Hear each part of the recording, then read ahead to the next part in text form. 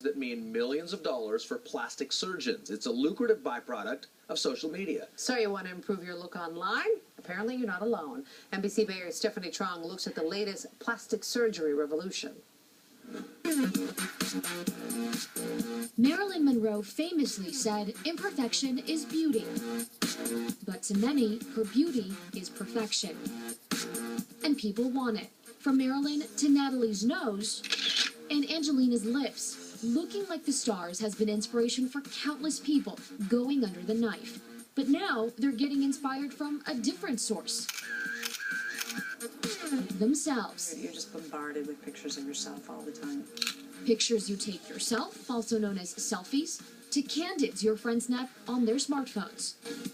Images that end up on Facebook, Twitter, Instagram, and even LinkedIn. The idea of being image conscious is certainly not new, but it has also changed pretty dramatically with social media. In fact, of the doctors polled by the American Academy of Facial Plastic and Reconstructive Surgery, 31% said people cited social media as a reason why they decided to get plastic surgery. So that should last for a while. Dr.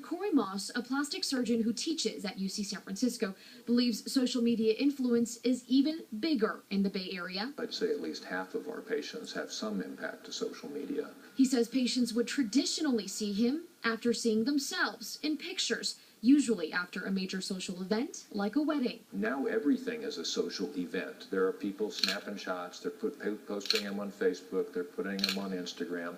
They're everywhere. Then you have to say, oh wow, okay, that's what I really look like. Dr. Mary Lynn Moran is a plastic surgeon on the peninsula. She's noticed more requests for procedures like nose jobs. As a result of social media, we're getting some more younger people doing rhinoplasties because they're seeing their profile. And many more are going for fillers. Yeah, I come for Botox. Like Linda, a manager at Oracle who didn't want to be identified. She admits she never imagined she'd step foot in a plastic surgeon's office.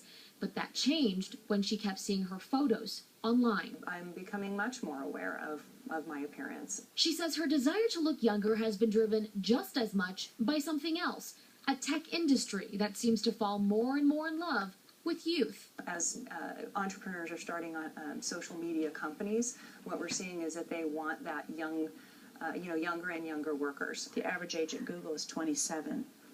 And if you're in your 40s or 50s, you're really seen as the old guy or gal in the room. And as our patient said, you're dismissed often. And it's not just women who are worried. Dr. Maas estimates men made up less than 10% of his clientele 20 years ago.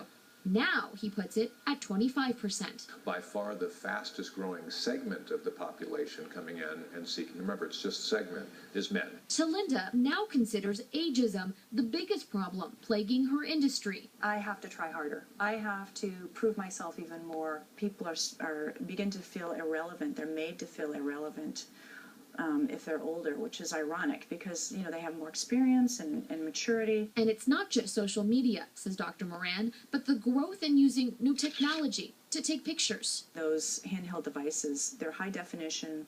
You've got lighting that's coming from above, creating shadows that you wouldn't normally see that can even accentuate and exaggerate flaws. While she strives to look young, Linda, who turns 51 this week, says above all, she appreciates the years she lived before the age of instant gratification.